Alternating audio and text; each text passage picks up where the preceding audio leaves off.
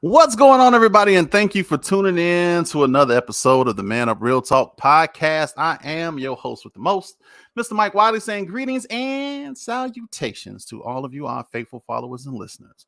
Look, y'all know we appreciate every like, every click, every download, share, whatever it is that you do to support this podcast. We thank you. We appreciate you because we know that had it not been for you, it wouldn't be for no us. So we appreciate that. Listen, if this is your first time joining, we want to say thank you and welcome. And if it's your second time, third time, fourth time, whatever number of helping this is for you guys, we just want to say welcome back because your boys is back on the air with the ManUp Real Talk podcast, a podcast for the people. And with me, as always, is my partner in crime, my ace boom coon, my right hand man, Mr. Philip Hines, aka Mr. Classic, aka OG Triple OG, who's always and definitely in the building. What's going on, man? What's going on, brother? How you feeling? I'm doing good, man. You look very hip hop there, sir. Say what? You look very hip hop, like you gonna just like spin on your back, like you got some cardboard in your back pocket, ready to just kick one out. So you got all that out of what? Just you got your Adidas tracksuit on, man. You got your Chicago background going. Like I just want you to do a little pop locking or something, man. See that, man? See that? Yeah. I see. Southside. Southside. Hey, I still got that video when you was breakdancing over in the center. You want me to play it? Dude, don't play that no more. That's good. Good. Leave that where it's at, man. Leave that where it's at. Have y'all seen that video? Listen, you are in for a treat. If you ain't seen that video, don't worry. I'll post it later. Phil can act. Listen, y'all think, because he's a little older, Phil still got some moves. Let me tell you. No, I mean, man. he got the footwork and everything. I said, dude, you can go on like America's Got Talent and bust that move out and lay in the middle of the floor and call for a doctor. They're gonna be like, this dude is really good. You know what, Mike? You know what? You gonna relax now. We'll leave this alone, bro. Lord. Look, we appreciate everybody that's in the chat that's joining us live and everybody that gonna come back and watch it later. Mitzi, God bless you, my darling. I see you. Brother Eddie Phillips. What's going on, Eddie? Brother Eddie. Listen, no, Jackie, I'm not gonna play it. See, look, Jackie, leave that alone, Jackie. Jackie is the little guy on my left shoulder that be like, do it. Jackie, leave that alone, baby. Leave it alone, Jackie. Nobody needs to see that video. Nobody needs to see that video. He called you Papa Lock. Eddie, come on, bro. Come on, man. Ooh, man. Listen, I if I had that video, I'd show boot it up, boy. I tell you, there's some good stuff. Man, it was if that had been 1984, 85, man, it would have killed it. It would have been a whole different vibe. I know. Yeah, Phil got that car. Phil got the jacket that you fold up into a bag. You remember those jackets that you roll up into a little bag and zip them up? Did you have one of those jackets? What, the Puma fleece jackets? Yeah, the little fleece. Man, you just roll them up in a bag. That was Puma down. I just not a brick on my laces and everything. What? Stop playing. B Street changed my life, bro. B Street changed my life. I'm gonna tell you who changed my life. You wanna know who changed my life? Rerun. Oh yeah. Shout out RP Fred Berry. Now for y'all that may be a little too young, there was this show called what was the name of the show? What's Happening? Now? It was called What's Happening, and there was a young man on that show by the name of Fred Berry. Fred Berry was a heavyset young man. Actually, he was fat, to be honest with you. But Fred Berry had moves. He was what they used to call it back then. He can pop lock. He's the original member of the Pop Lockers. This dude could jump and leap, man. And you would have when I would watch that show, you would have thought that I was on screen because I would run through the house and jump, and I was kicking and knocking stuff over. My mom would kick me out the house. I'm like, go outside with that foolishness. And I'm like, all right, fine. Go outside. But that was my guy, man. Piece of, rest up to Fred Berry. He was a good guy. Listen, we got some special guests with us on tonight because got some deep conversation I want to get into with you guys, but I don't want to get into it without our special guests. Listen, you all know them, you love them. They are not only friends of the show, but they're just all around good people. And if you don't know them, I'm going to introduce you to them. And for the others that do know, I'm going to present to you all our special guests on tonight. And I'm talking about none other than Mr. and Mrs. MP3, Chaun and Natasha Pritchett. What's going on, fam? What up? What Two up? fingers What's to the going side. on? What's going on? Well, I ain't gonna throw up the fingers I normally would throw up right now, but you What? know. Chaun, we banging online. Is that what we're doing? That's like Sean is begging already, Thank Mike. You ain't see that. Look. Inglewood. On phone them. Inglewood, That's all baby. I'm saying. On phone them. That's all I'm saying. Oh, phone now. Inglewood. I was all just the way. talking. I was just talking to Phil. I said, dude, I am Inglewood to my depths, bro. Listen, I grew up on 719 West 76th Street. That was right off of 76 in Halstead. Yeah. Moved over, and then I spent the rest of my young adult life over on Union. Then I'm over here on Prairie. It's like I was born in Inglewood Hospital. That's all. Look, Wow. I'm Inglewood all day. Yeah, you Inglewood born and bred. That's me. 2122 West 68th Place. What? Are you Inglewood too, Sean? All the way. Born and raised. See, I knew it was something. All the way. I knew it was something. That Inglewood boy, you know another person from Inglewood when you see him. I'm telling you, it's something. What up, Eddie? What's going on, Eddie? Yeah, hey, Eddie in the building. Hey, Jackie. Before we go into anything, that Jackie Hines, man, she's dope. She's dope, man. She know why. She know why. She know why. Okay. Shout out to Jackie Hines for being dope. Phil knows. Before we Before we get started, Sean, in my opinion, we should take that 9th pick and we should grab that boy from Northwestern, that old lineman from Northwestern. That's my opinion. I know everybody want Jalen Carter, but I don't want Jalen Carter. I don't want him, Sean. Left real fast. I don't want him, Sean. I don't want him. Hey, the Bears gonna win the Super Bowl this year. Yeah, Lord, that's it. I said it, Mike. That's it. We making moves, man. We making moves, major moves. Come on, man. You come on, man. Mike, don't do this, Mike. Don't do it. Don't do this, Mike. You always gotta come with this crap. Let me say this now before we go any further. Come on. Lord. We are not going to the Super Bowl. You know what? We're going there. You know what? We ain't. This is like an ongoing thing, right? Cool. Yeah, as long as the Bears is around, it's gonna be ongoing until they get to a Super Bowl. They ain't been since '85. We going. Well, no. Correction.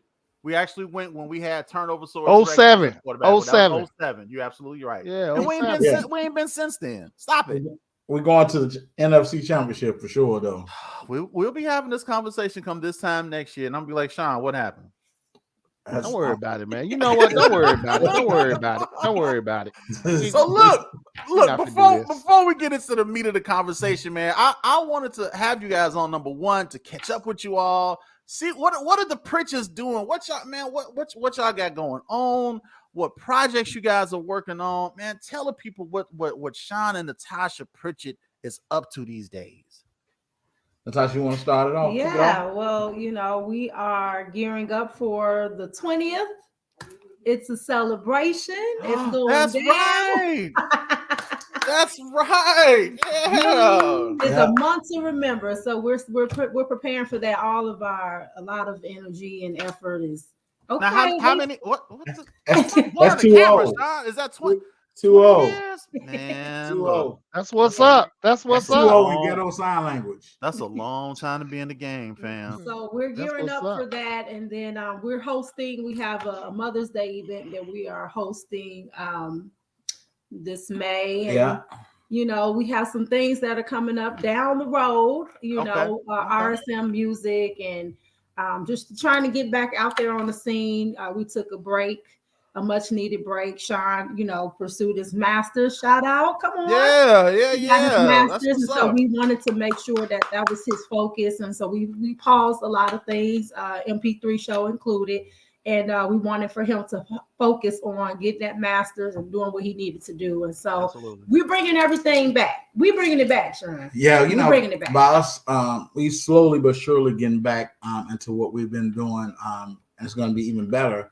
We moved out of town for a little bit, came right back around the block, and we was back here. Went on a little vacation. Yeah, we went on a little vacation. And back here.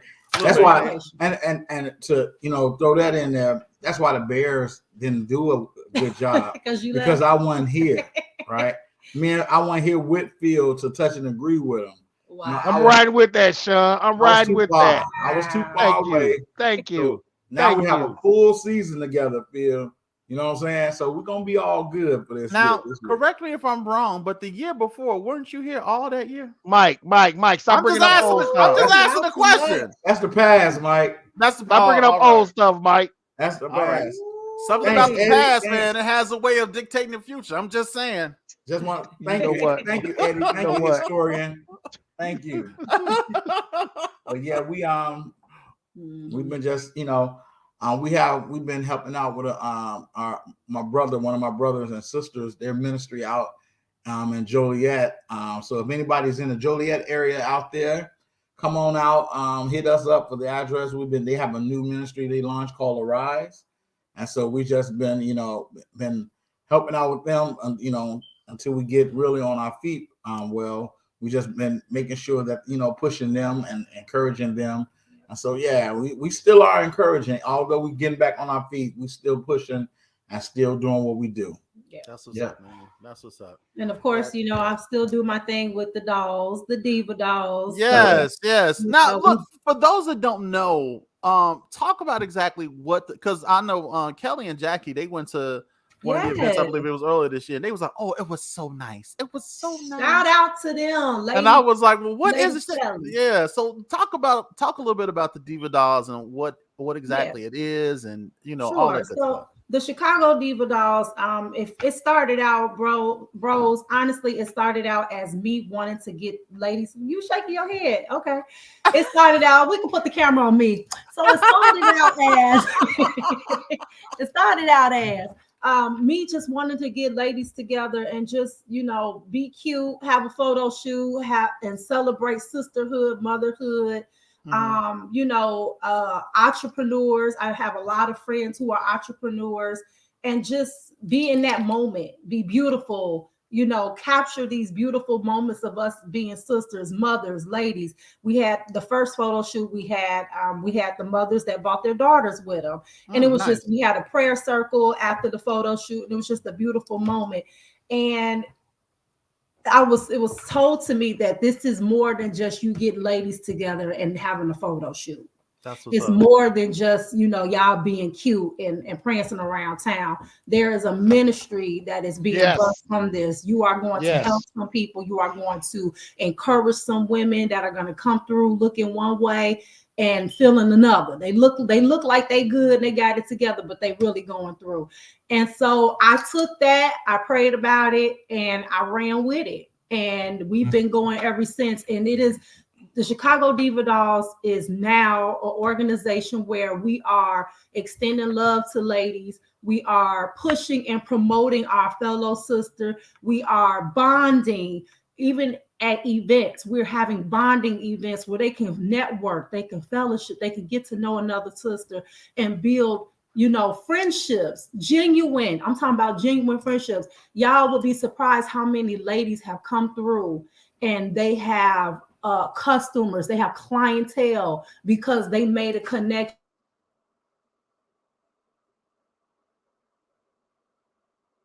Did we Mike? lose him? Yeah. Can you hear me? I can hear you. Oh, I think we lost him. No. Hello, you guys still there? Hello. Come back, purchase. Come back. Oh, it looks like we got a disconnection. Doggone it. I blame you. Come back, Phil. y'all. See, you should have just went ahead and did the pop lock thing and got it done and over with. They gonna come back. See, they was disappointed because you didn't do the pop lock, and now they gone. Now they gone. Oh no. Well, hopefully they'll be able to come back, man. It happens. Listen, this is live. Yeah, it happens, live, y'all. And technology. This what happens. Listen, technology, as great as it is, sometimes it don't always work. It happens. It's all right. But look, we're still gonna get into the conversation. And hopefully they'll be able. Eddie said, "Take it to the bridge, Phil. Come on." But Eddie, you know, brother Eddie, like I said, man, I saw B Street and it was over. So it changed my life. It was Man, over. I thought I was Turbo for at least 2 years. Man, I was, man, that Roxy scene. Yeah, man. Bronx Rockers. Let's serve the dudes. Boy, that was the song I was trying to do it off of. I know. From the Roxy. Trust me. I know. So yeah, man, that was, Yeah. But look, so I would still want to have the conversation. Come on, let's get it. And it was based off of a post actually that Chaun put up. And he was really just talking about how sometimes church people in general can be very critical of the church. And we can be, and I say we because I include myself in that, in that group of church people, I guess. I go to church. I believe in, I haven't been in a while. Not that I haven't attended the building, but I definitely watch it online. But I think at one point in time, all of us has been critical of church. Yeah. You know what I mean? It's like, because you look at, sometimes you see some stuff, you'd be like, really? That's what we're doing. That's where we're going. And you see the way things are going, you see things are happening, and you wonder, it's like, this ain't God. So, you start looking at people with a little side eye, you know what I'm saying? You start asking questions, and it's just like, and then when people get frustrated, what do? Just like anybody, they start expressing their frustration, right? And you start talking about things that you see wrong and this, that, and the other. And a lot of times I think when we are openly critical about the church, what that does is it gives people ammunition to attack. It gives people room to say, oh yeah, I knew it wasn't nothing to this church stuff, right? We live in a time now where when you look at social media, social media has enabled people to oh, hold on. I think we got him back. I think so. Let's see if we can put him back in here. There they go. Welcome back, good people. Welcome back. Let me tell you what happened. You start talking about the Bears, and then it was just like, we shutting this thing down. Mike, right now. Man, we have been past the Bears. We've been past the Bears. You see that? You see his. That's why it's blurred right now. Bear down, baby. Bear down. I can see it, Chaun. I can see it. Friends. They was like, nah, we ain't talking about no Bears today. So look, I was just about to start the conversation. I said, because they'll pop back in. Yeah. Chaun, since this was kind of based off of your post, okay, why don't you kind of expound on it a little bit? Because I was just kind of opening up about you were saying something about how we as church people can be a little too critical of the church. And I wanted you to kind of go into that a little bit and give me, what you were feeling at that time when you was making that post. And let's talk about that thing, because I do believe that sometimes we can be a little critical of the church, but on the flip side of that coin, I do think there are valid reasons why some people are critical of the church. And I think this is a conversation that needs to be had.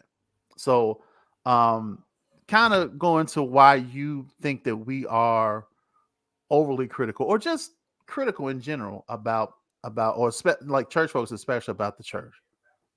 I believe first of all, when I made that post, probably I think it was last week or something like that, week before last or something. It's just how I've been feeling.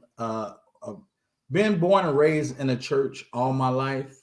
Been born and raised literally in a church all my life, and my adulthood life still in church.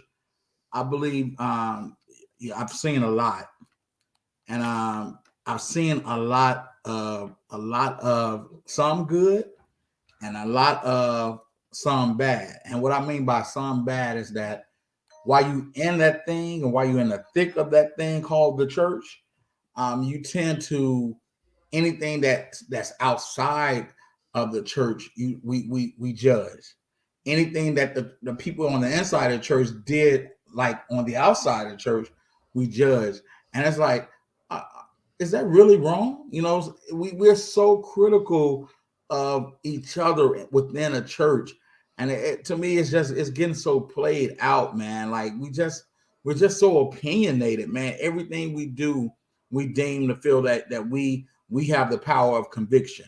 Like we are the conviction initiators. Like we initiate conviction. Like that's wrong. That's wrong. And it's like, man, what's the solution? You know, we have no solution because of that we just born and raised in a system that loves to convict, right?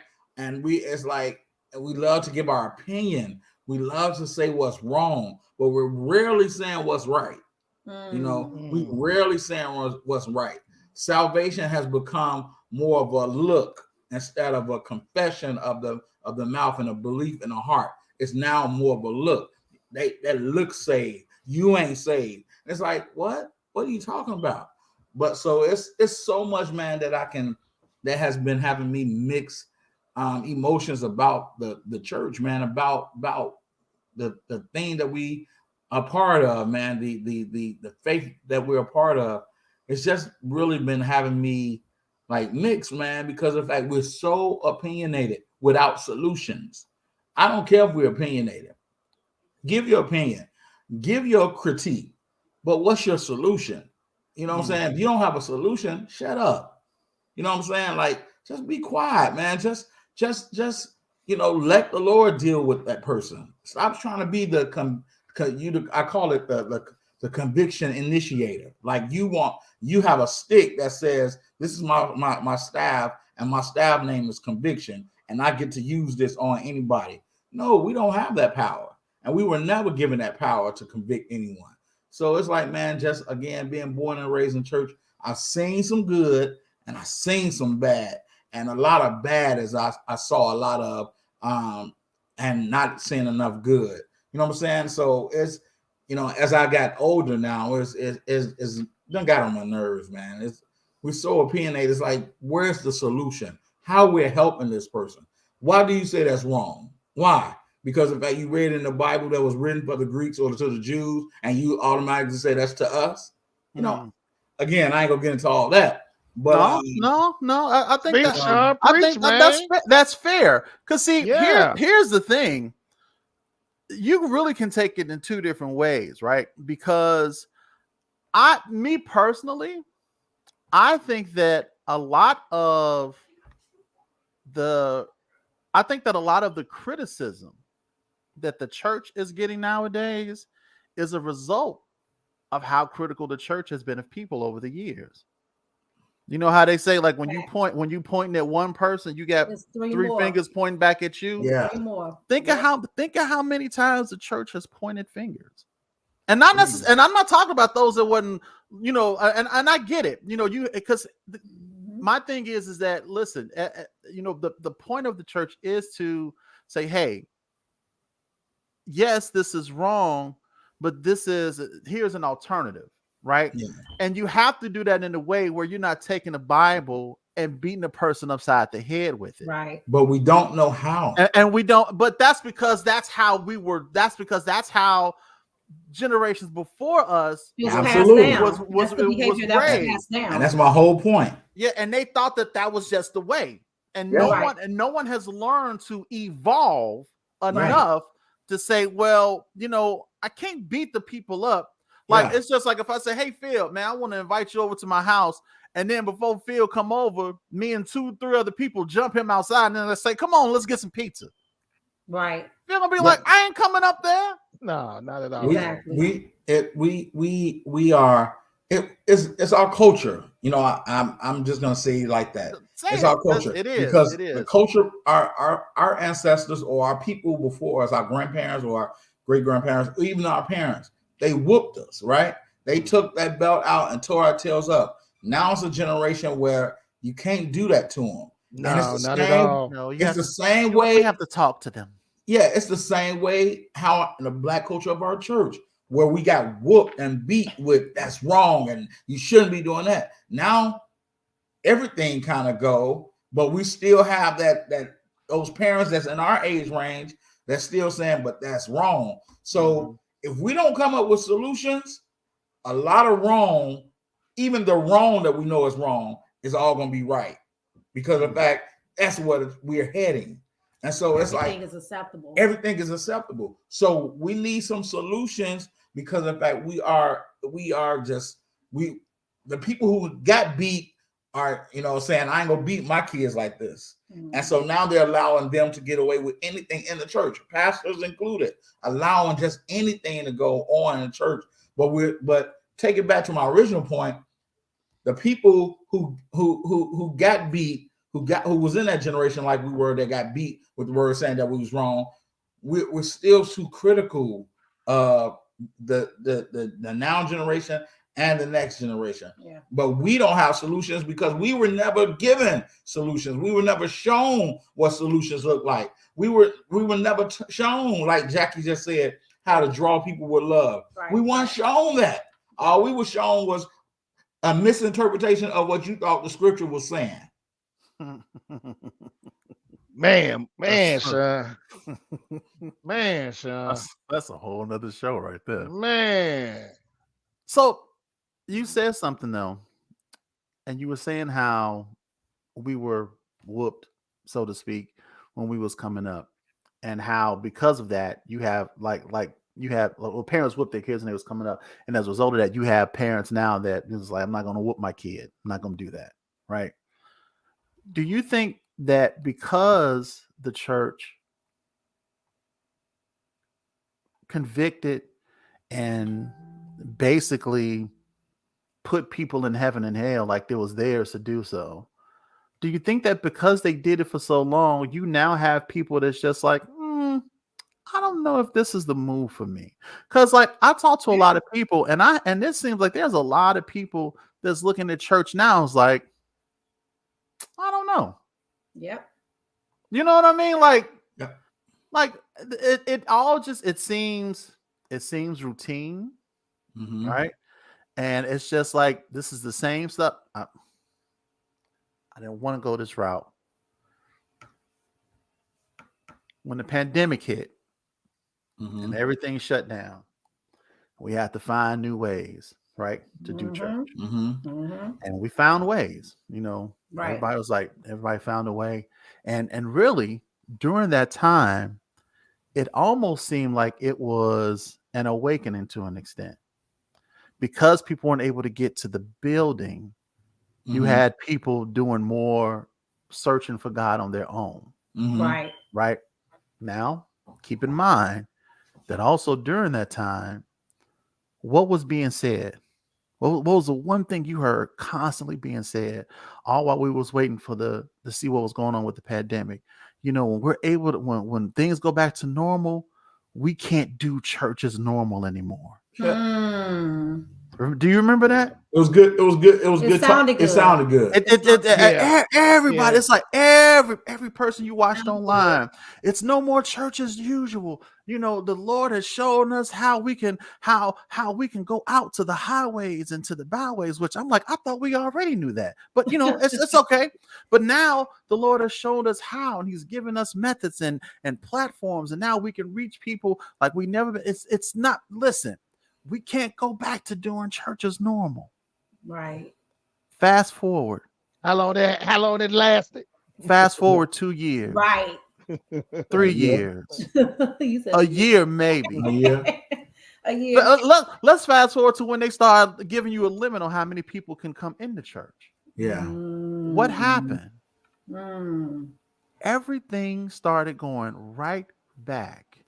I love the pandemic to the way that it was. I love the pandemic, man. I thought I was the only one who thought that way. Too. Why is that? The church building. I said this way 3 years ago.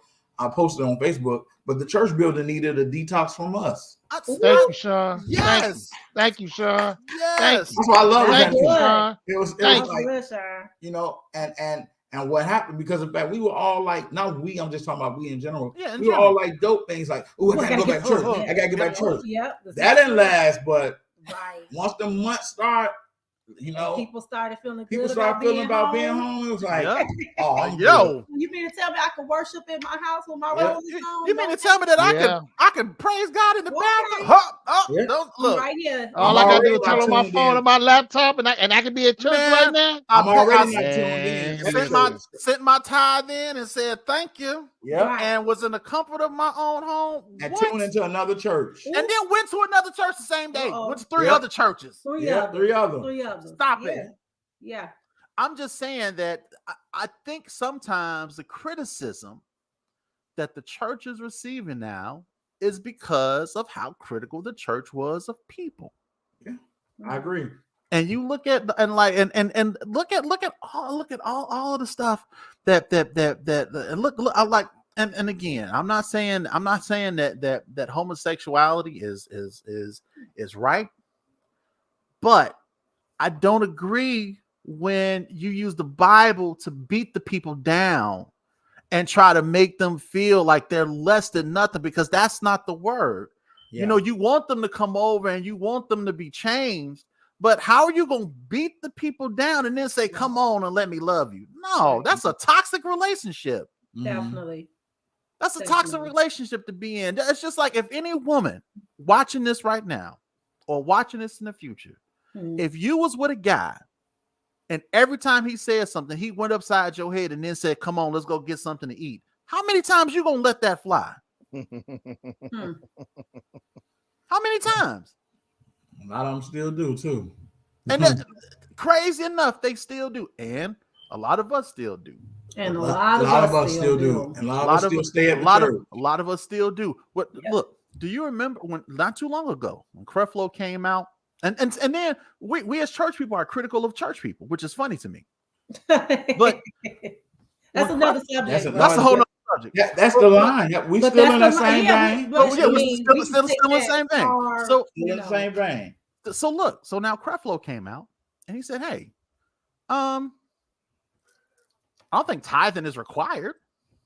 I don't think tithing is required. Everybody and their mama and their brothers lost their collective minds. And was like, right, they was like, huh, what you mean it's not required? You've been teaching this for years. You've been teaching this for years, and you telling me that it's not required? You had other pastors going out publicly talking about some, well, if you said that wrong, then what else did you do wrong? Oh, yeah. They tried to crucify that man for that. They tried to crucify him. Now, here's the thing. He never said that you shouldn't tithe. Not at all. He just said that it wasn't required. and then here's the funny part. And if you listen to all of his messages, all of those messages that was pertaining to that, he actually encouraged the people to tithe and to pay offering, right? But here's the thing. What he said is that, and this was something that stood out the most to me, is that God loves a cheerful giver. And I'm not saying that if you give, like I believe whatever you give, the Lord is going to bless it. Right. But God loves a cheerful giver, right? But when you look at the church made you give, and he was like, you should never give out of guilt. You should never give out of pressure. Yeah. And you should never give out of fear. Right. And all three of those are methods that the church used to make people give. Manipulation. That's why some of y'all not blessed right now, because you're not giving. Right. No, and you giving because you giving because somebody done prophesied to you that something bad was going to happen to you in the next week or two. And that's definitely not how God works. Folks is taking out second mortgages to give assessments in the church. Oh, yeah. Because the church has convinced them that if you don't, something bad. We were told for years that if you didn't tithe, you would be cursed. And guess what we do, Mike? We take that same spit out stuff out of their mouth, that regurgitated word, and we give it to somebody else. Yeah. Give it to somebody else. And we've been doing this for decades, passing down misinterpreted scripture. Right. We've been passing down. The Bible clearly tells us about how we, like, if you're going to follow the Old Testament, follow it. Follow it. Follow it. That's all I'm saying. Choose what parts we want to follow. Because the last thing I remember is the Old Testament said if you're guilty of one law, you're guilty of them all. Yeah. All of them. So now let's start talking about who's guilty. Right. Yeah, I can't believe that we still are preaching curses and in the church. Like God, Jesus ain't about the curse. He redeemed the curse of the law. He like that's like come on, man. Why are we still preaching curses? Like if you don't pay your tithes, you're gonna be cursed with a curse. No, I'm not. Look, I've literally heard a preacher say that if you, and this is recent, that if you don't tithe, that the Lord will find a way to get his money. What? He said the Lord will, whether he'll either make your car break down or you have an unexpected bill, he gonna find a way to get his money. What? Okay. Yeah. Last time I checked, the God that I served wasn't a petty God. No. Talk about it. And he's just not petty like that. Now, I believe in the tithe and the offering system. I believe that if you give, the Lord will get. I'm a testament of it, Chaun. Yeah. Look, let me tell y'all this, and this is real quick. I've been out of work for a while, and I just happened to get a job. I happened to get a remote, a work from home job that I got. And the crazy thing is that the job found me. It found me, and it was only supposed to be temporary. It was supposed to be last year from February to September of last year. Okay, God. They extended it until the end of this year. Look at that. See? Now, not only have I been given to my church, but I've also sold into other ministries because I believe in those ministries, and I sold into them. Yeah. Do you know that when this assignment ends, if it ends, because I don't even know if it's going to end or not, but when this assignment ends, do you know that they get that we get a completion bonus? And I can't even tell you what the amount is going to be, but it is more than what I expected. Say that. And it's more than what and I'm telling you, it's because I believe that God will give back to you if you give it earnestly and if you give it cheerfully. That's right. That's the word. I don't let people guilt me into giving. You can sit up there and talk all day about how to no. And I'm gonna sit here and look at you like this. And I'm gonna sit here and be like, is you done? Is we finished or is we done? Mm-hmm. Is the choir coming up or now? Right, is the choir coming? Because she could sing. Is she coming back? But don't let people guilt me into giving. Nope. If I have it, I give it. When I don't, I don't. That's right. That's why I have it, I give it cheerfully because I know that God made a way for me to get. Listen, here. Do you know I'm taking my family on a cruise next month. Yes, you are. I've never been able to take my family on a vacation ever. Mm-hmm. That's real talk. And the way the Lord has opened doors just over the last year and a half, that wasn't because of nothing that I did. Yeah. Come on, but it's because I believe in the system. Bless you. I believe in the system, and I gave, and I sowed seeds, and the Lord gave back, and He made ways. That's why, and people wonder why sometimes folks are so critical of the church because it's just like you gave so you. Yeah. I love the church. Mm-hmm. Don't get me wrong, because a lot of times when people hear me talk, they be like, "Why you be so hard on the church?" Because I love it, right? And I don't want, and I see sometimes the things that goes on, and it's just like I want us to do better, and to be better, and to be that pillar that the church once was. When people used to be walking down the street cursing and everything, and how they would stop. They had a respect. There was a level of respect and reverence for the church.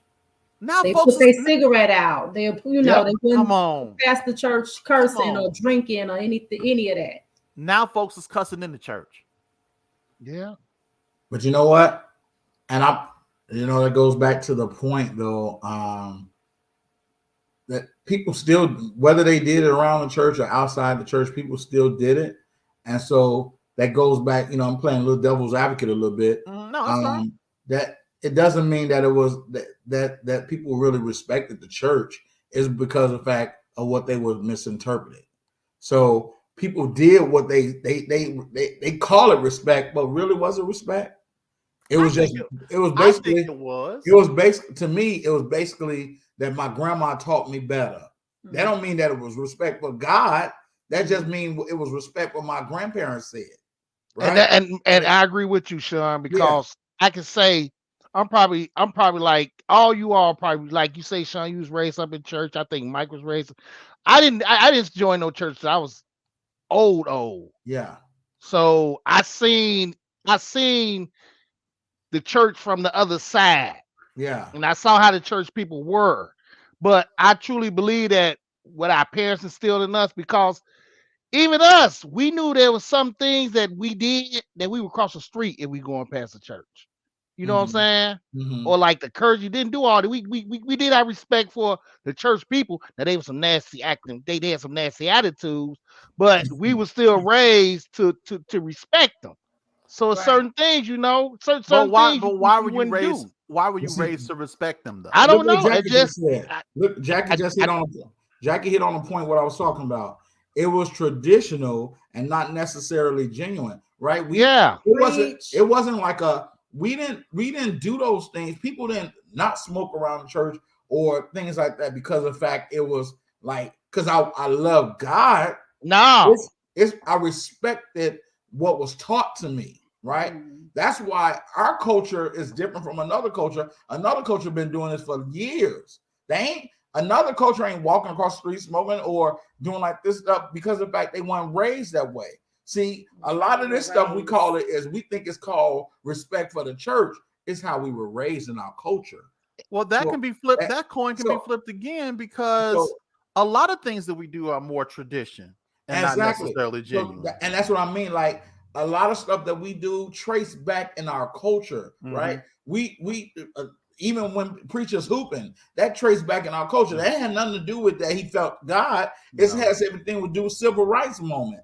And because of the fact that's what they did when Dr. King was talking, preach, yeah. And so that thing followed us in the church. And we think it's like a real, he was anointed today. No, that's just in our culture. No, he just learned. He just saw somebody else do it last week. So it's every. So I like I said, I'm playing devil's advocate, but I wouldn't necessarily say that it was respect for the church even back then. It was just respect for what I was taught, and it was a traditional thing, and it was our culture. I agree with you, Chaun. Because in fact, if it was respect for God, it wouldn't have left. It'd still be there. Because Mike, I tell you that my parents didn't go to church. My parents didn't go to church. Like a lot of my friends' parents didn't go to church. But it was just so, and you asked me who taught me. It was just some you knew you knew to show respect to the church, and right, and it wasn't even about it wasn't even about God. It's just that for some reason you knew it was certain things that you did and didn't do around the church, even if you went to the church. Yeah, but it was just that respect that was there, right? I get that, but you even saying yourself for some reason. You were taught to respect it. What I'm saying is the way we raised on it. But what I'm saying is that respect was taught for a reason, and whether you understood what the reason was for or not at the time, you knew that you were supposed. It's just like it's a slave mentality, though, Mike. Not necessarily. Yes, it's just like when you our culture was slave mentality, man. I get that, but it's just like when you're taught to respect adults. You don't necessarily have to know that adult to know to respect them. But that's our culture. So you're saying that we shouldn't teach respect? Huh? You're saying that we shouldn't teach respect? No. I'm saying that's what it was. It was in our culture. So we respected our elders. We respected who our grandparents, who our parents told us to respect. So it wasn't necessarily genuine. It wasn't necessarily I understood why. It's just I understand that this is what I'm supposed to do in order for me not to get in trouble. So I better do this. Okay, but would you agree that the genuineness can come from the respect and from what you were being taught? Because if you weren't taught to respect the church And if you weren't taught to, respect the church or church people, whatever, you would have probably never gone. If your parents didn't make you go, you wouldn't have. I wish I didn't. You wouldn't have. Sometimes I think all of us got to that point at one point. And you know what I'm saying? Not getting to that point where I wish I'm tired of church. I just wish I was raised not knowing the church, because of the fact it would have gave me an opportunity to know Christ for myself, not church, then Christ. Because of the fact, I like that. A lot of us, even Muslims, they're raised in families where all they know is the mosque, and all they know is Muhammad, and all they know is this, because that's what they know. They were raised like that. So I would have rather sometimes, one thing I can say is that none of us can control our future. We couldn't control our past. But sometimes I wish I was raised not knowing church, but knowing who Christ was. I went to the altar because my mom told me to go with that. Oh, absolutely. Absolutely. That was the whole reason that you went. That's the whole reason you went. And so you got used to this routine of going. Right. Now we're grown ups, got used to the routine of going to church. Right. But that's why the pandemic was so dope. Because it forced people to get a personal relationship. Yes, sir. They could no longer rely on the four walls. And you know what I'm saying? So it's like, while you were out and you were going to watching the different services online, you started hearing different things. Like, well, wait a minute. Well, I heard this, that, and the other. So what did you start doing? You started looking that stuff up. You start researching, and all of a sudden now you're getting a whole different revelation, and the Lord is starting to talk to you now. Yes. You understand what I'm saying? And in the process, Mike, that took a lot of people away from the four walls. It didn't take them away from Christ. Right. It took them away from the four walls. Come on, Phil. Exactly. And that's what and actually, and Kelly made a good point too. She said that that a lot to a lot of us, especially when you came up into church was work. Yes. It was work. It wasn't like it was something that she was like, "Whoa, man, I look forward." And some of us probably did look forward to every Sunday going. But man, I remember when I was at my previous church, man, you were in service 4 times a week. Yeah. And especially if you sung in the choir, oh my God. Yeah. I grew up with a church on each corner of my block, man, and them folks in church almost seemed like almost every day. It was work. I'm like, how's they going to this place every single day? It's like someone was in them churches almost every single day, and I never understood that. A lot. Yeah. Like, I just want my message for all those that are watching is my message is that I want to continue to spread the word of let God convict. You know, I can encourage you. If you come to me, I can say what I feel that, hey, I can give you my suggestion, but I can't change your heart, right? And so that's my whole thing. Let's come with solutions.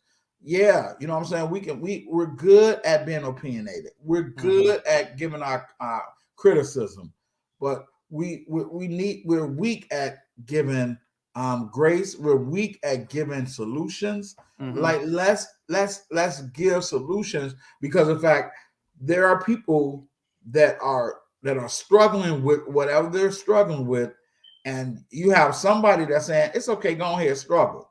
No, it's not okay to say go ahead, struggle. God loves you anyway. Right. No, listen.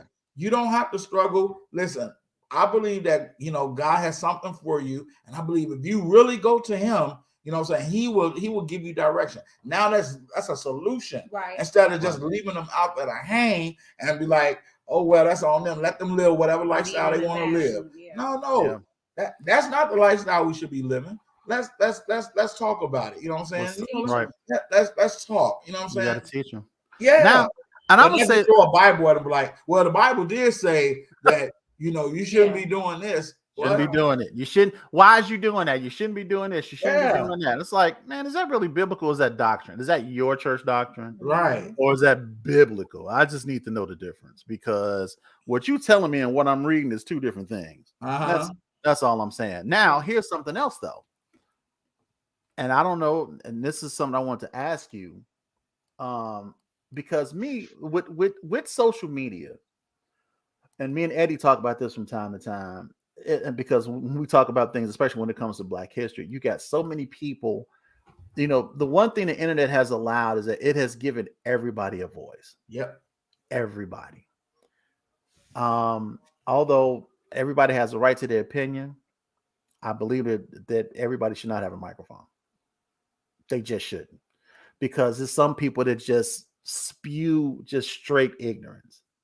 And they say things, and it's just like, what are you talking about? And the thing is now people, because people are lazy, and it's easier for them to incline to a way of thinking that's comfortable for them, they believe a lot of this foolishness that's out there. Yeah. Now, here's why it's dangerous, though. Because of social media has allowed us to come into the doors of a lot of places we probably would have never gone into and would have never seen a lot of the stuff that we see now.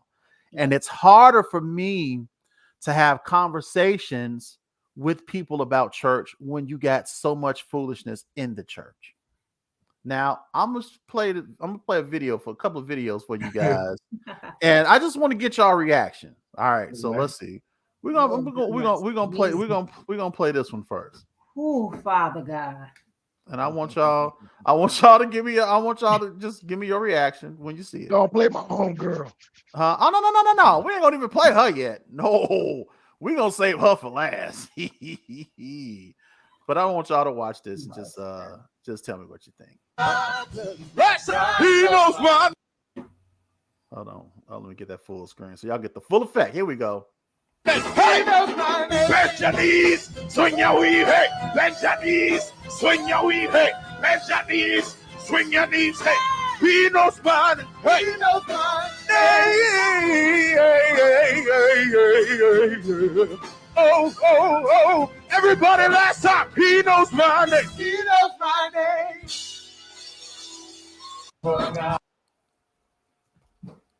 Bend your knees, swing your weave. Yeah. That was a praise team. Yeah. Now he knows their name. Stop laughing, Phil, because it's not funny. Here's what bugs me about that.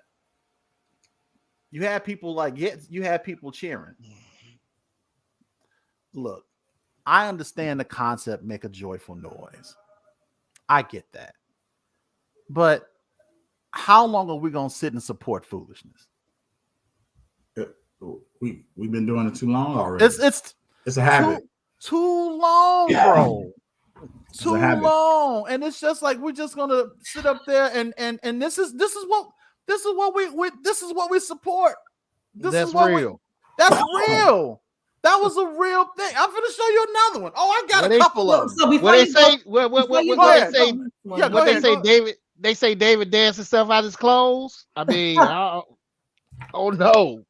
I don't get it. That was not the context they were talking about, Phil. Go ahead, Tasha. Before you go to your next clip, I just want to say this because I'm a worship leader. I know. So I can understand if this was and I shared that video on my page. I shared it. I could understand if this was a women's conference and you are amongst women, ladies, and it's a female, up leading worship. And you amongst sisters. You amongst some sisters. So us sisters, we like to cut up from time to time, But even in that sense, do we honestly think that God is in heaven? Come on, saying, yes, daughter, yes, son. That's what I want you to release to the people. Do we honestly think that this is what God is? God is in heaven smiling about that? I do. Right. Who said that? I do. I do. You think God got? Look, I think God got a sense of humor. He about thought it was funny. He has a sense of humor, but I don't. I don't think he appreciated that being in the service. Again, it's when the reason I say I do because I think it's expected. I mean, it's what the church is and been. It's just another level of it's just another level. But the church has always been we always been laughed at, and it's we always been the characters that make people laugh. It's just that this is what it's been going down. when you play our church, we can have the most anointed, sanctified church. When you play our church to another culture, they looking at us shouting and speaking in tongues. It's a laughing matter. It's just what our culture is. This is what we do. Let me show you this one. I shared this one because I couldn't for the life of me understand what was going on in this video, because I was like, what is going on? But there was something that stood out to me. Just peep this real quick. Miguel, eu posso clamar, eu acredito. Só porque ele está comigo. Now, here's what bugged me about that video. I want you to look at them. Look at them two in the background. Look at them. Just look at them. They are unbothered by this foolishness. Her face look a little like, girl, what is happening here? She trying not to show it, but I know the look. That's that look. What is happening? Wait. Can we?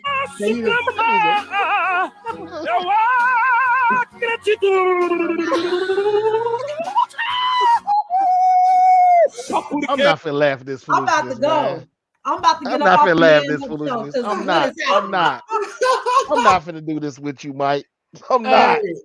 Mike, no, Mike.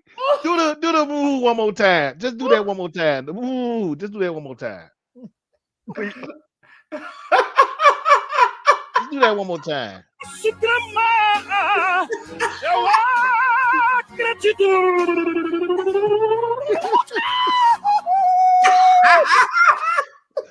That's foolishness, man. That is foolishness.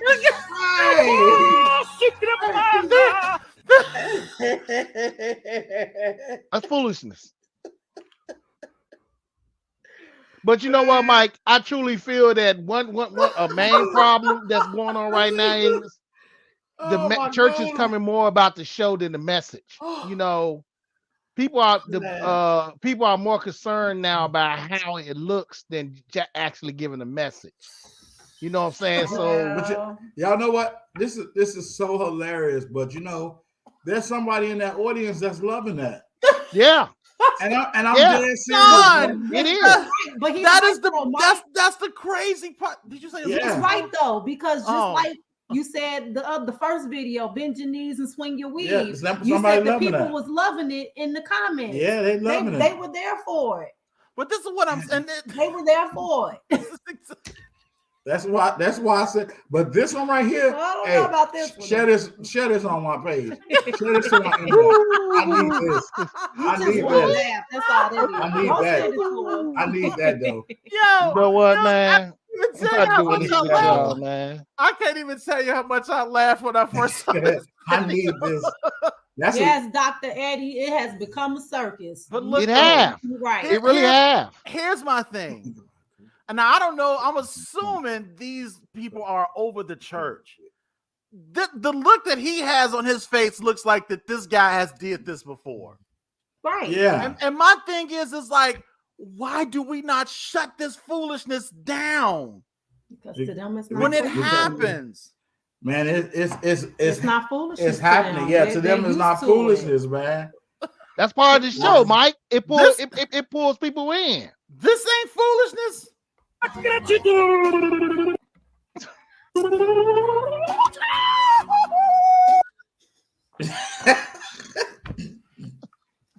You know, hey man, man. Maybe it's a cultural thing. Hey, maybe it's cultural. I love it. That's not cultural. That my man was getting he was getting his Aquaman on. But you know what? I agree with Chaun. It's somebody in the audience that just like that big knees and shaking weave. It was the people in the audience that was standing up, jamming to that. Yeah. Somebody heard him. It was like he was really passionate with what he was saying. Hey, we just how much of his time? I don't know. How much are his time? No, you know why? You know why that's a valid question. Probably. You know why that's a valid question? because you will be amazed at the foolishness that people can get away with if they pay enough into the church. I said it. Yeah. I said it. I said it. And it's true. If you pay enough into the church, it's a lot of stuff you can get away with. You basically do whatever you want to do in the church. I don't think that's a black church. That's no. This This is no. culture. No, they ain't that's not a black church. No, that's not. But it just shows you that we have different cultures, right? You know, how we celebrate and praise God. Right, man. Listen, he meant that. I have nothing else to say, but if you play another one like that, it's gonna take you down. I don't have another one like that, but I'm gonna play this one. I think everybody know this one. And yes, ma'am. And play my home girl. Jesus. We gonna play this. Prophetess. Woman says she's a prophetess. She got a word for my husband. I said, no, you ain't got a word for him. You got a word for us. The spirit of the prophet is subject to the prophet. Natasha Davis. And she called her out. That's the crazy part. I told you, I'm not your typical first lady. This first lady fight. And if I catch you in the street, I warned you. Now listen to the people. I'm a Brooklyn chick. That'll never change. I'm just an anointed Brooklyn chick. And I'm coming Brooklyn for that ass. Up. Brooklyn, stand up. Protect your neck. Brooklyn, stand up. No. I laid it down, right? I laid it down. And so y'all, okay, I know I'm gonna be in trouble. I know I'm going to Cleveland, but I had to protect my household. I don't play with my husband. So.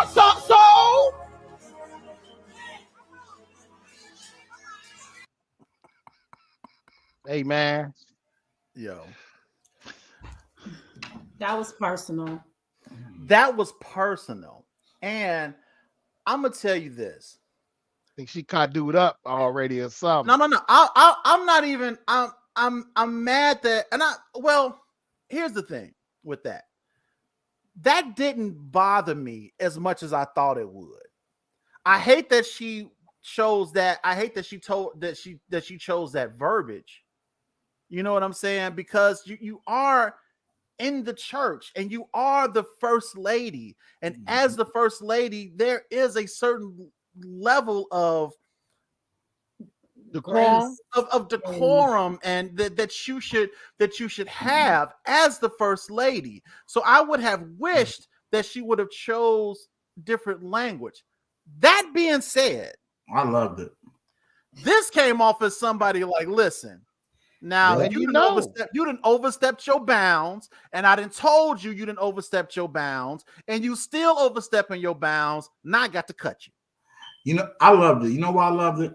Because not loved it as far as the violence or respect your husband or whatever. I loved it because of the fact it's time for people to see who the real church is. Thank you. Thank you. That is showing people this is who we really are. We will really curse you out. Yeah. We will really go cheat. We will really lie. Because this is who we really are. And it's like now, because we've been hiding and playing the role so long, and it's like people just need to see who we really are so we can really get delivered. We really, as a whole, we really need deliverance in the church because of the fact we've been all, not all of us, I'm just talking in general.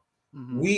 We have been playing roles so long, man. People, not everybody. It's just that the fact that a lot of things go on behind the church doors, behind the scenes, and what's going on is that people are finally coming. They feel this certain they feel a sense of freedom that they can do whatever they wanted to do, and that's not right.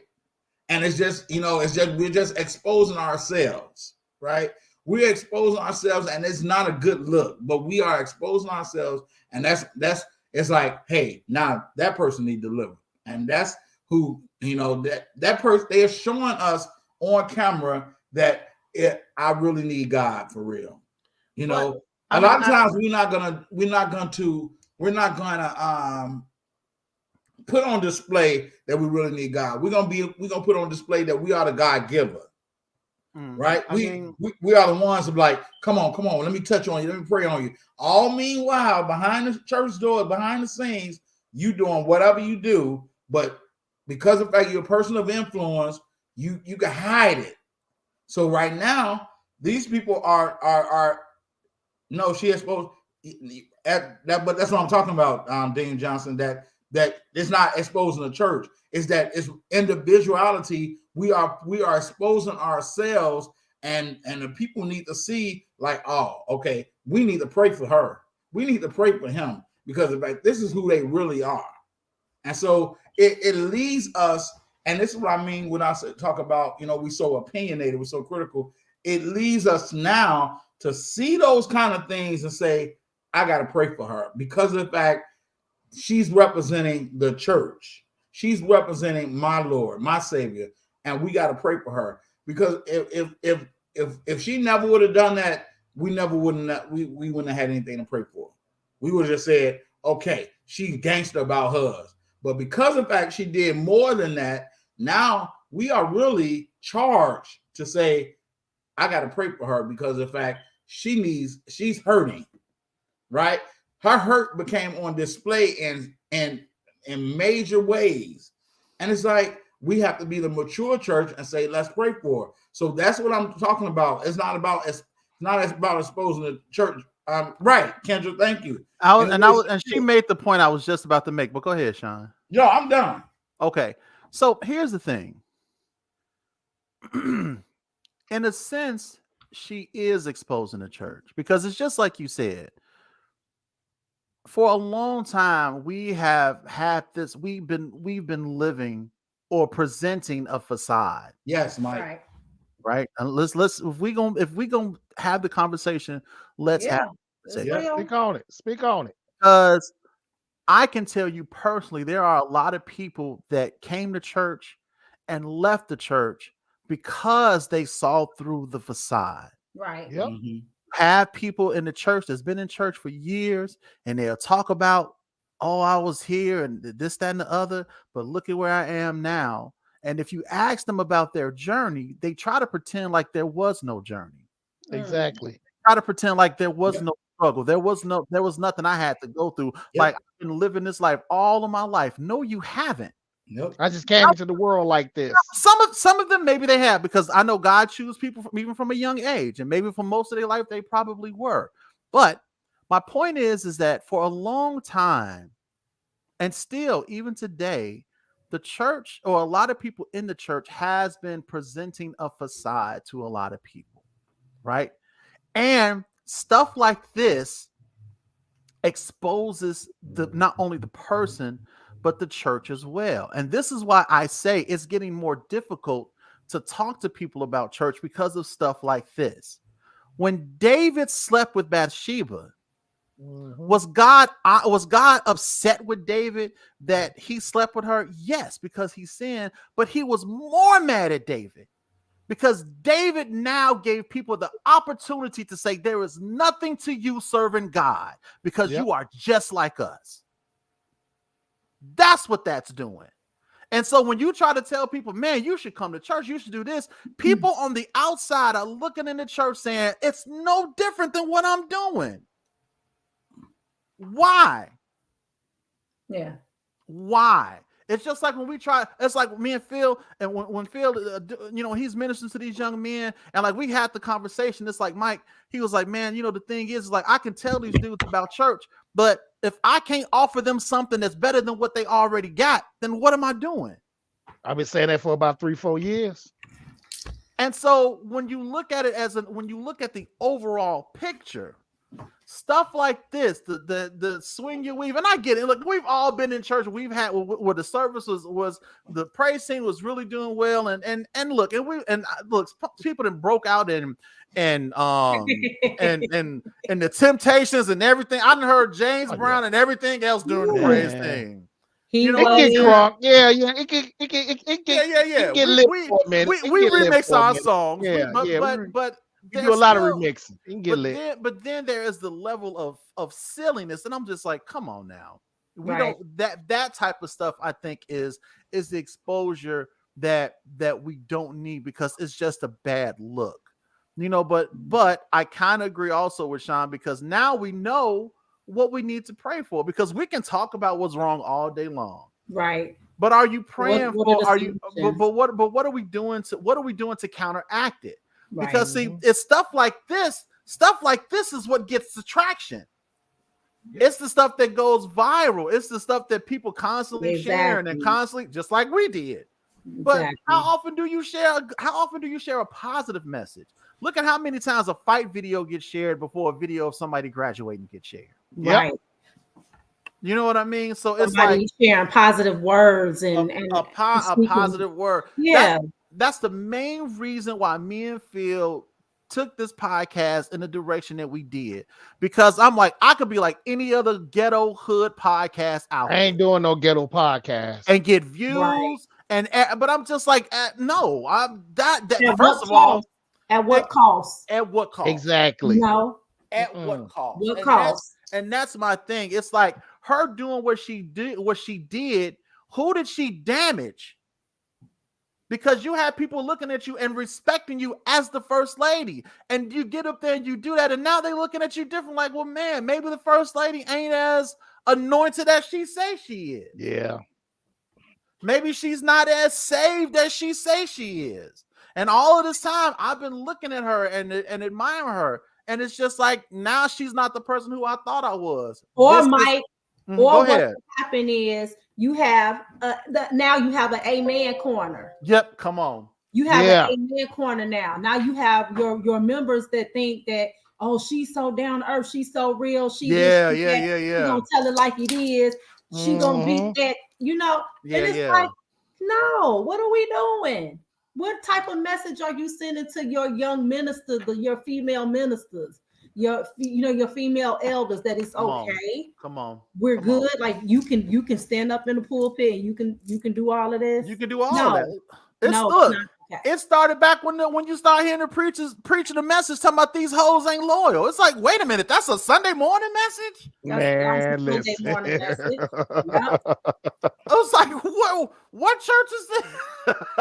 I know I'm getting up and walking out. I might listen to the message, but I'm gonna talk about the dude afterwards. I'm terrible like that. I'm sorry. But and it's just like you gotta get to the point where, okay, we gotta draw the line somewhere. It has. It's a fine line between being transparent, but yet respectful to God, to your family, to your church, and all that kind of stuff, and versus just be like you being ratchet. What are we doing? That's basically what it is. That's basically what it is, and it's what we doing and why. Our in terms of like when Chaun talking about our conviction, it has to be consistent across the board. Like we lost him again. But you know what, Mike? Okay. But you know what, Mike? I think that it comes that's when it comes. You have to focus on yourself first, and just work on your relationship with God, and you try to be the best Christian that you can be. Because if you get wrapped up in steady looking at all the faults of the church, that's going to mess with you spiritually, and eventually you're going to leave. And this is why it is all, look, if you don't get nothing else from this show, please get this. Get a personal relationship with God. Yes, and sir. What I say by personal relationship, your relationship with God should not be based upon the pastor. It shouldn't be based on the first lady. It shouldn't be based on your favorite deacon or your favorite usher. It shouldn't even be based on your mama and your wife and your husband. Your relationship with God should be based on you and him. That's it. That's the only thing. And I think that's what the pandemic did. The pandemic really forced us. That's exactly what it did. Personal relationships with God, and in the process, a lot of folks went and seeked out God on their own without the church. And when the church reopened, you had a lot of folks that's like, it's like, why am I don't need it now. And again, this is not an indictment of the church in any way. No, because I go to church every Sunday. So, but there are things. It's just like when you're in a relationship. There are things that if you don't talk about over time, they get worse. Yes. And there are things in the church that needs to be addressed. And I believe that the building has a purpose. Don't get me wrong. I believe that the building has a purpose, but the building is not the end all be all. You know what I'm saying? But I mean, I'll never say that you don't need to go to church, because there is something in the fellowship. There is something, there is strength in numbers. There is something when you are around like-minded individuals, when you're around your brothers and your sisters, and you get strength and you get encouragement. We need that. We need that. We need that interaction. So I'll never say you don't need it, but we have to also be able to, we need to also understand that church is not just the four walls. It's more. It's not just the four walls. It's so much more. And I believe that the only way that you will learn how much more it is to get that relationship with God for yourself. You know, and this lady is you know, and the things that she did in the other videos, and those are just you know, that's just I believe stuff. I believe old girl the caught the pastor up. That's why I believe that pastor up. I believe that she I just believe that whoever it was she was addressing probably overstepped her bounds. Yeah. You know what I'm saying? And you know, and she just chose that method to put her in her place, so to speak. And I just wish she would have did it. I wish she would have did it a different way, but you know, everybody is going to do what they're going to do. You know what I'm saying? But it's just a bad look. You know what I mean? And she probably meant well, but at the same time, it's just the way that she went by doing it. It didn't come off it's just like the other lady who rebuked the drummer in that service and then told him he had 48 hours to repent. I was like, wow, it's a time limit on repentance? Who knew? She said, you got 48 hours. And I'm like, dang. God gave him 48 hours. And I'm like, wait, she gave him 48 hours to repent? I wonder how many hours God gave him. That's all I'm asking. You know, so listen, y'all. Running back to you, I see you standing there for me. Your arms are open wide. He's like, and I don't have to cry no more. You're standing there for me, and I am running back to you. Let's stop now. Right. Why do I run away when I know I am no good when I'm on my own? What though? Why y'all tripping, man? Look, let me tell y'all something. 3-4 years ago, you would have never caught him singing on this thing. Ever. No, not at all. But see, Mike, I remember those songs because even though my parents didn't go to church, I know Sunday mornings, GCI played church music to 12 o'clock. Yeah. So my mother would listen to church music on Sundays while she cleaned the house, cooking Sunday dinner and all that. Yeah. So I'm up on all the old gospel songs because that's what I used to hearing as a little boy on GCI. What's the song? A lot of new stuff I'm not on. What's our song, Phil? What's my man? What is this? That I feel deep inside. And it keeps setting my soul on fire. Whatever it is. Whatever it is. That's good too. Man. I'm listening when we get off. I like those old gospel songs, man. I mean, I love them. I love those old gospel because I remember growing up on those songs. Even though I didn't go to church, I remember those songs on Sunday morning. Yeah. But that's it, man. Chaun, look, man, you can get the last say. I was just saying that even in all the stuff that goes on, you know, if they don't get nothing else from the conversation that we had on tonight, you know, get a personal relationship with the Lord. Yep. Yes, sir. Yep. That's number one. Get a person. Yep. You said something that was so profound earlier, and you was like, I hate that I didn't know God before I knew church. And that to me, that's a mind-blowing statement, bro. Yeah. Because it's funny that when you think about it, you do learn church before you learn God. Yep. I mean, and that's insane. And I never really thought about it that way. But when you said it, it's like, yeah, because when you get to know the Lord first, you know, it's like, you know, God now, and then like all this other stuff is just, you know, it's super. Some of it is superficial, and you can recognize the superficial. Yeah, I learned fear of the unknown before I learned the love of the unknown. That's crazy, right? You know, I learned how to fear what I didn't know. Yep. Or who I didn't know before I knew how to love who I didn't know. I just knew it was someone that was unknown that I never met before, but I learned how to fear this person and not love that person. Yeah. Wow. Right? Love came later. Fear came first. Yep. That's crazy. This is also true. You got to be careful not to judge people when they don't live up to your standard. Yeah. Thank you, sister-in-law. Thank you, sister-in-law. Yeah. Man.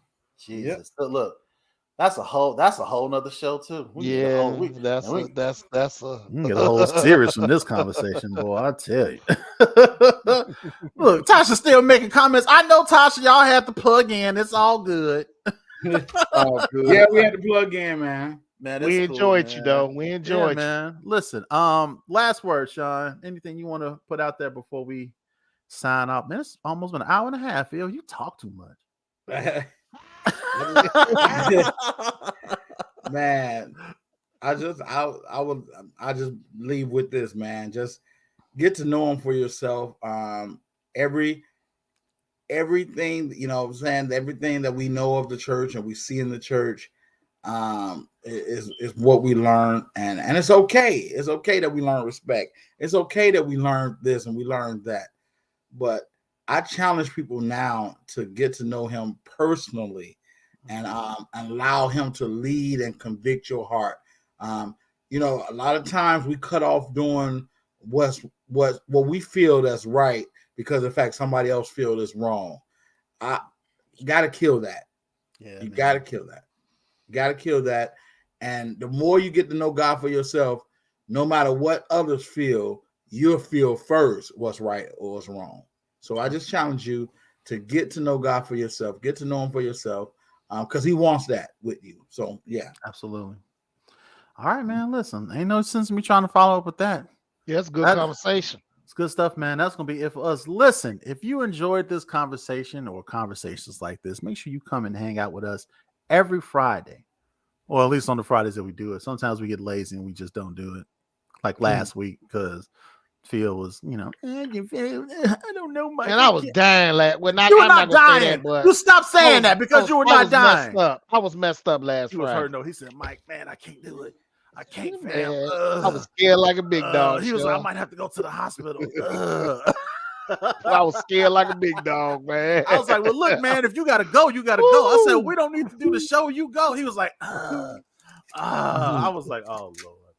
But no, he was, thank God that it wasn't nothing Thank serious. God. Yeah, all praise to God, man. Yeah. And he is back with us on this week, and we were back on this week, man. Look, I miss y'all when we don't come on here, but we try to do it every Friday. And if you guys are so inclined to, you know, come and hang out with us, I think we have pretty good conversation. And if you don't get nothing else, hopefully you just get a different point of view, you know, and maybe a good laugh out of it. Because I'm telling you that my man, I just don't know what he was doing, man. I mean, it's like, was he speaking French? That's what was that French or Spanish? I don't know. He was man, he's having tongues. He was on the east side. He was on the east side of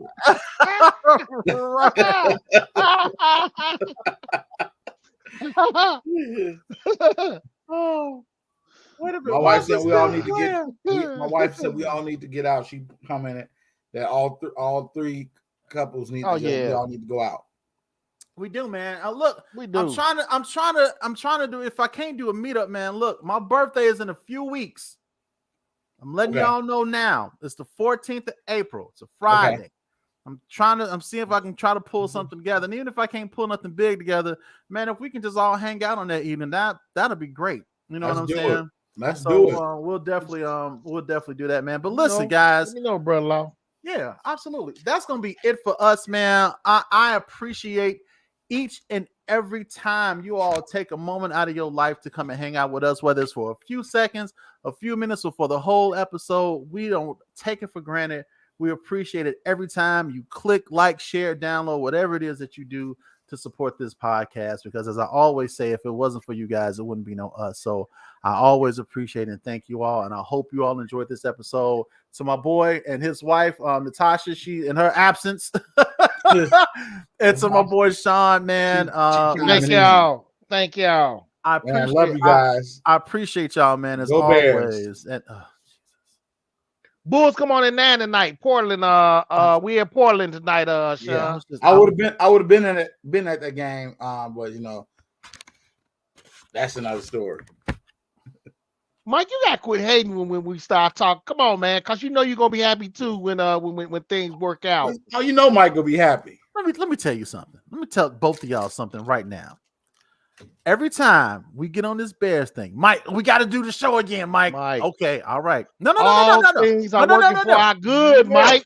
No, Mike, we got to do this. Mike, we got to do the show again. Okay, Phil. Now listen, if we do the sports show, we got to stick with it, even if they lose it. Okay.